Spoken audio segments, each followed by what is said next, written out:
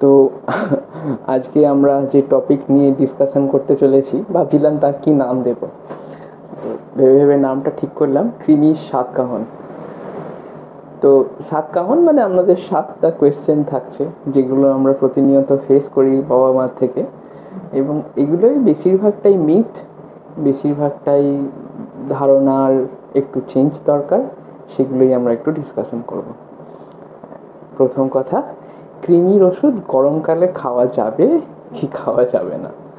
তো কৃমির ওষুধ যে কোনো সিজনে আপনি দিতে পারেন। গরম হচ্ছে, ঠান্ডা হচ্ছে, তার জন্য কোনো ওয়েট করার দরকার নেই। আপনি কৃমি বাচ্চার দেখছেন, কৃমির সিমটম হচ্ছে, তাহলে কিন্তু আপনি দিতে পারেন কৃমির ওষুধ।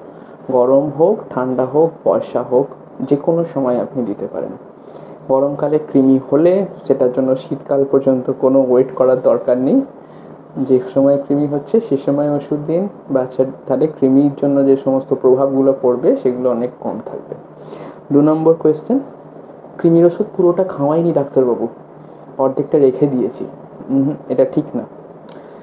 2 বছরের নিচে আমাদের যে সমস্ত কৃমির ওষুধের ভায়েলগুলো পাওয়া যায়, যেগুলোতে ম্যাক্সিমাম জায়গায় 10 ml থাকে, এবং 10 ml থাকে হচ্ছে 400 মিলিগ্রাম। 2 বছরের নিচের বাচ্চাদের ক্ষেত্রে আমরা ডোজ যেটা দিই সেটা হচ্ছে 200 মিলিগ্রাম, অর্থাৎ ওর অর্ধেক, অর্থাৎ 5 ml। 2 বছরের বেশি বাচ্চার ক্ষেত্রে, প্রত্যেকটা বাচ্চার ক্ষেত্রেই কিন্তু ডোজ 400 মিলিগ্রাম, অর্থাৎ 10 ml, অর্থাৎ পুরো ফাইলটা। সুতরাং অর্ধেক দিয়েছি, অর্ধেক রেখে দিয়েছি, পুরোটাই খাওয়াবো, এই ধরনের ব্যাপারগুলো করার দরকার নেই। যেটা যতটুকু ডোজ দরকার সেটা ততটুকুই দেবেন। 3 নম্বর জিনিস, কৃমির ওষুধ খাওয়াতে হয়েছে, এবার তো ভিটামিন খাওয়াতে হবে না। ব্যাপারটা ওরকম কিছু না। কৃমির ওষুধ খাওয়ালেই ভিটামিন খাওয়াতে হবে ওরকম কিছু না। দেখুন, কৃমি হচ্ছে তার মানে বাচ্চার সমস্যা কিছু কিছু থাকছে। কৃমি হচ্ছে তার মানে বাচ্চার শরীরের রক্তর পরিমাণ হয়তো কমছে। খাওয়ার পরিমাণ কমার জন্য বাচ্চার বেসিক ভিটামিনস এবং মিনারেলসের চাহিদাগুলো শরীরে থাকছে বেশি।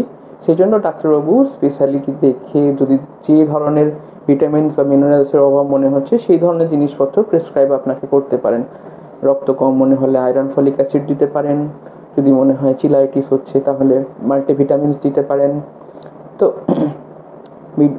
আপনার কৃমি হয়েছে তার মানে কৃমির ওষুধের সাথে ভিটামিনস বাধ্যতামূলক, ব্যাপারটা এরকম কিন্তু না। 4 নম্বর, হ্যাঁ, দাঁত কড়মড় করছে তার মানে কৃমি হয়েছে, ব্যাপারটা না।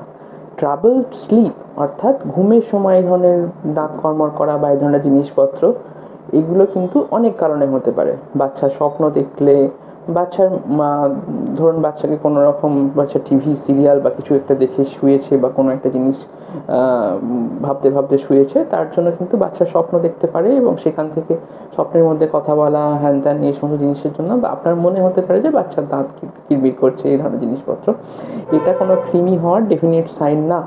হ্যাঁ, ট্রাবলড স্লিপ মানে বাচ্চা পেটে ব্যথা করছে, সেজন্য ঘুমাতে পারছে না, উসপাস করছে, এইগুলো একটা সাইন, মানে আপনার বাচ্চার কৃমি হয়েছে। তাহলে 5 নম্বর কথা, যে কৃমি বুঝবো কিভাবে? কৃমি বুঝবেন আপনার বাচ্চার 2-3টে মানে স্পেসিফিক সিমটম, যেগুলো আপনারা চিনতে পারবেন সেগুলোর কথা বলছি। 1, খিদে কমে যাচ্ছে বাচ্চার। কৃমি থাকার জন্য বাচ্চার অ্যানোরেক্সিয়া, অর্থাৎ খিদে কমার ব্যাপারটা হয়। 2 নম্বর, বাচ্চার পেটটা আগের থেকে একটু বেশি ফোলা ফোলা লাগছে, মানে খাওয়াননি তাও ফোলা।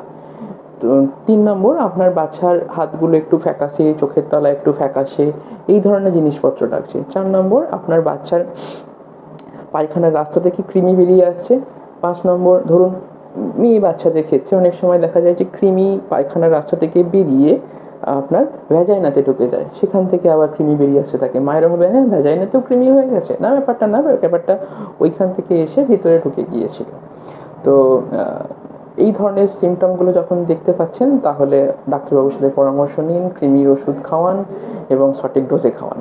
আচ্ছা, 4 নম্বর কথা, 6 মাসের আগেই কৃমির ওষুধ খাওয়ানো হয়েছিল, মানে 3 মাস 2 মাস হয়েছে হয়তো কৃমির ওষুধ খাওয়ানো হয়েছে, আবার কৃমির ওষুধ খাওয়ানো যাবে কি?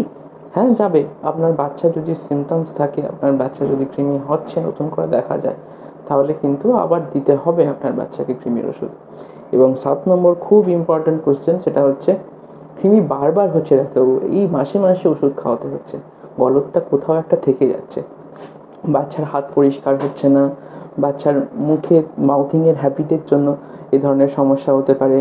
এবং আরও ইম্পর্ট্যান্ট জিনিস, কৃমির ওষুধ বাচ্চারা খাওয়ানোর সঙ্গে সঙ্গে বাড়ির সমস্ত লোকজনকে, ফ্যামিলি মেম্বারদেরও খাওয়া কিন্তু খুব ইম্পর্ট্যান্ট।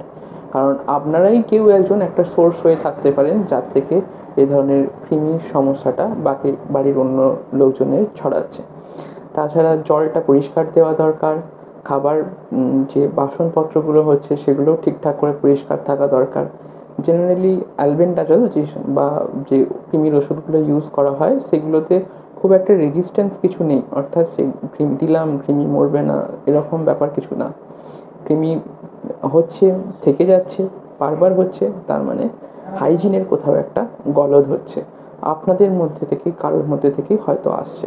কিছু কিছু ক্ষেত্রে কৃমি দেখা যায় যে খুব রেয়ারলি স্ট্রঙ্গিলয়েটিস বা এই ধরনের জিনিসপত্রগুলোর ক্ষেত্রে কৃমি নর্মাল যে সমস্ত ওষুধগুলো আমরা প্রেসক্রাইব করি সেগুলোতে হয়তো নাও সারতে পারে, তাহলে সেক্ষেত্রে অন্য ওষুধ প্রেসক্রাইব করা দরকার, বা ওই ওষুধই আর রিজন কিন্তু হাইজিনের গণ্ডগোল।